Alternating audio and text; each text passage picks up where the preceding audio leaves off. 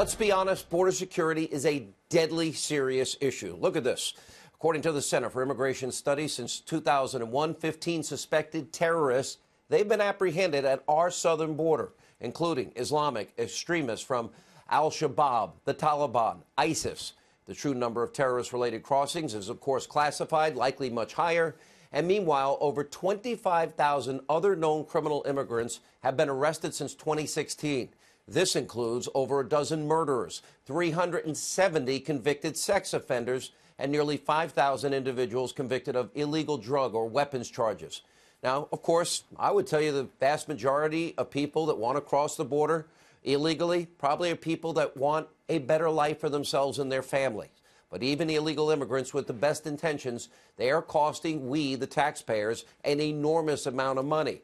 According to a recent study, every illegal immigrant that successfully crosses our border costs you, the American people, $70,000 a year.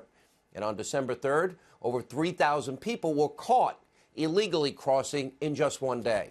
In November, a 2-year-old toddler was found crossing the border without her parents.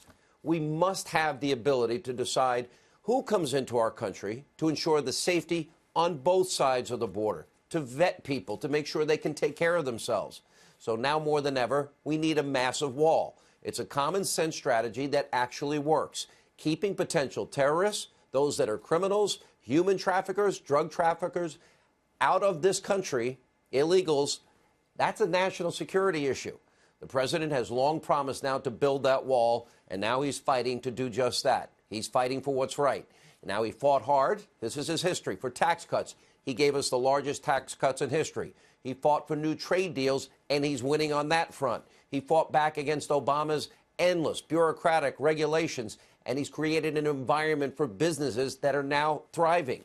He's fought for energy independence, and for the first time this week, in 75 years, we are energy independent. He fought for the confirmation of qualified, originalist justices, and he's won. And now he's fighting for the wall on our southern border in a big way and confronting Nancy Pelosi, Chuck Schumer, for playing politics with what is the safety and security of every American citizen. Take a look. I'd like not to see a government closing, a shutdown. We will see what happens over the next short period of time. But the wall is a very important thing to us. I might put it a different way. Border security is extremely important. And we have to take care of border security. When you look at what happened with the caravans, with the people, with a lot of, we shut it down. We had no choice. We shut it down. But it could be a lot easier if we had real border security. You have the White House. You have the Senate. You have the House of Representatives. You have the votes. You should pass it. No, we right don't have now. the votes, Nancy, because in the Senate we need 60 votes. No, but in the House, and we don't have. You could bring it up right now. Yeah, but today. I can't. Excuse me, but I can't get it passed in the House if it's not going to pass in the Senate. I don't want to waste time. Well, the fact is, you can get it started that way. The House we can get passed very easily, okay, and we do. But the problem is the Senate, because we need 10 Democrats to vote, and they won't vote. Nancy, we'll find out. Nancy, we need border security. It's very simple. Of course we do. We need border security. People are pouring into our country, including terrorists. We have terrorists. We caught 10 terrorists over the last very short period of time. 10. These are very serious people. Our border agents, all of our law enforcement has been incredible what they've done. But we caught 10 terrorists. These are people that were looking to do harm. We need the wall. We need, more important than anything, we need border security, of which the wall is just a piece. But it's important. You just say my way or we'll shut down the government. We have a proposal that Democrats and Republicans will support to do a CR that will not shut down the government. We urge you to take it. And if it's not good border security, I won't take it. It is very good border security. And if it's not good border security, I won't take it. It's what the Because when you look at these numbers of the effectiveness of our border security, and when you look at the job that we're doing with our military... You just said it is effective.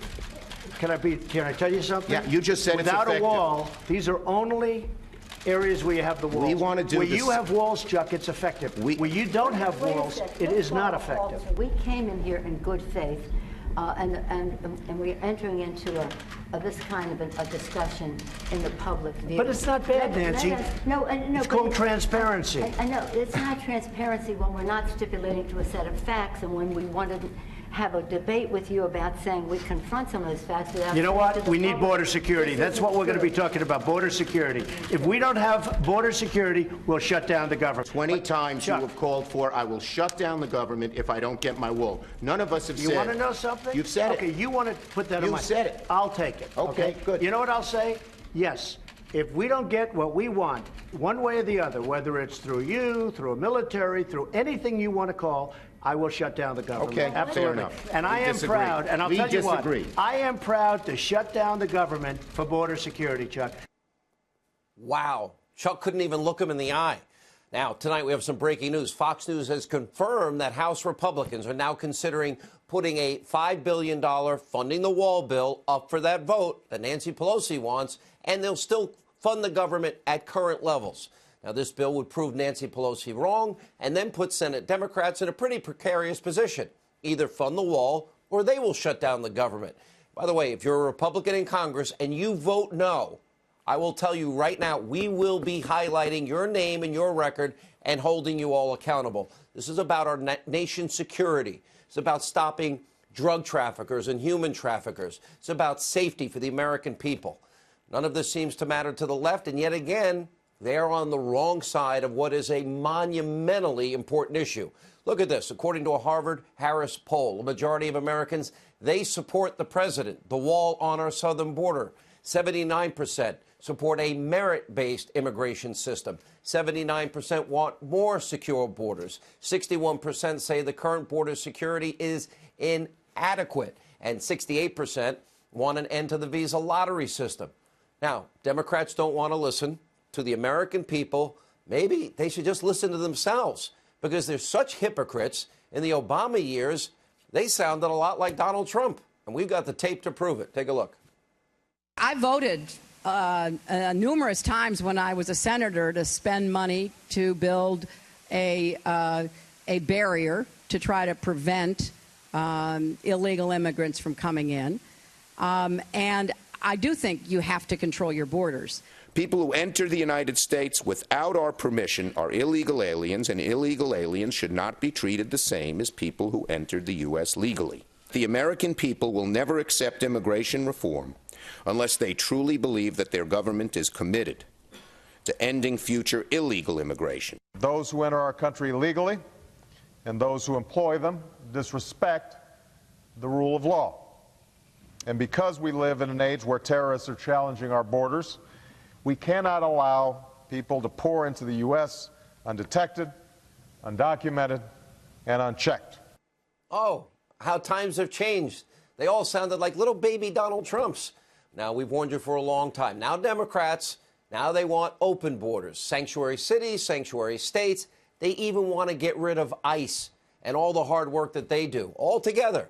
But remember, they want to keep this agenda hidden, which is exactly, was one of the more fascinating moments during that exchange with the president that went on 11, 12 minutes today. They kept urging the president over and over, can we talk privately? Please, please, you're killing us. Sure is sign, by the way, they know that they were out of touch with the American people. Can we please do this privately? Pretty please. Take a look.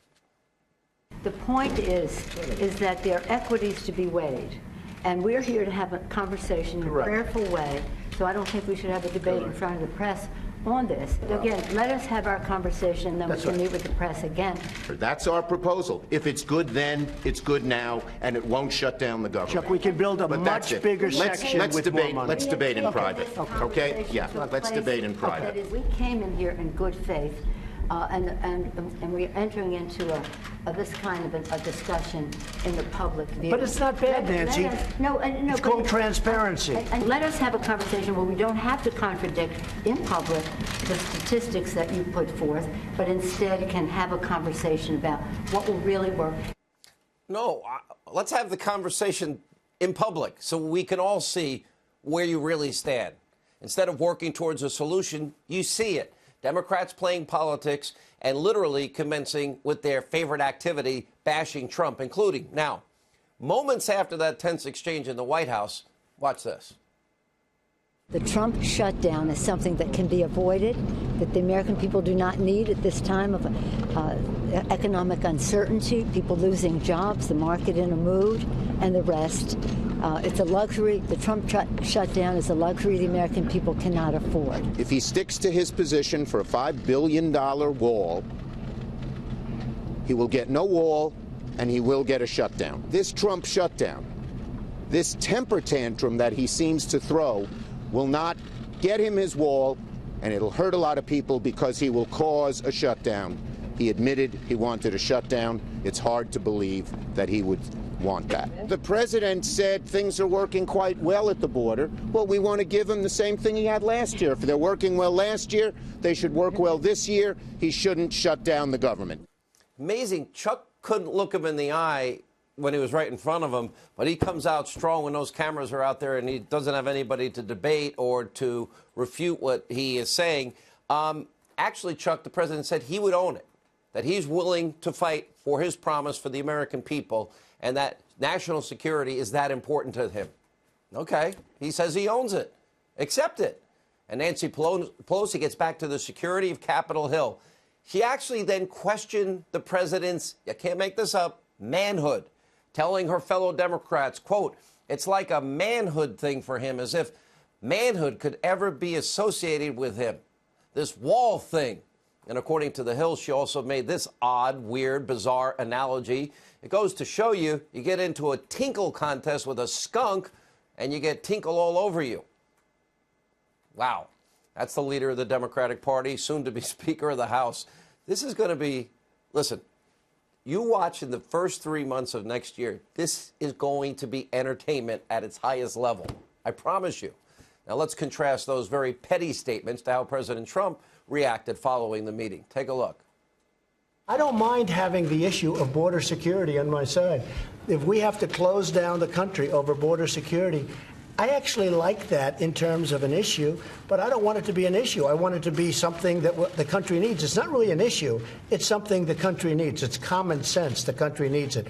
We need protection. We need border security. We need security from drugs that are pouring into our country. They're coming in right through that southern border, and we need a wall. We need border security, and part of border security is a wall. So I don't mind owning that issue. I mean, Chuck's problem is that, you know, when we last closed down, that was his idea. And honestly, he got killed. And so he doesn't want to own it. And I said, you know what, rather than us debating who's owning it, I'll take it. I'll take it. If we close down the country, I will take it, because we're closing it down for border security. And I think I win that every single time. Ownership, responsibility, keeping promises, the courage to fight back. While some criticize the president's style, this is why this president was elected. It's why the border wall will get done one way or the other.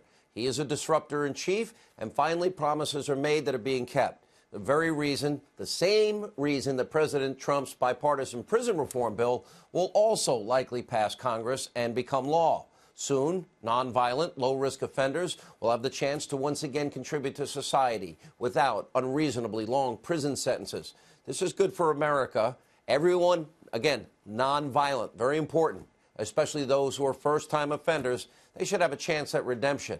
Now, remember this scene, Alice Marie Johnson, who we had the opportunity to meet and interview, thanking the president, thanking the country for a second chance. She spent 20-plus years in prison for one drug offense, nonviolent. And now others like Alice Marie Johnson, currently in prisons, they will be given a second chance. Now, despite real progress across the country on multiple fronts, well, Trump derangement syndrome has devastated some of America's worst so-called journalists. Of course, this includes New York Times hack Paul Krugman.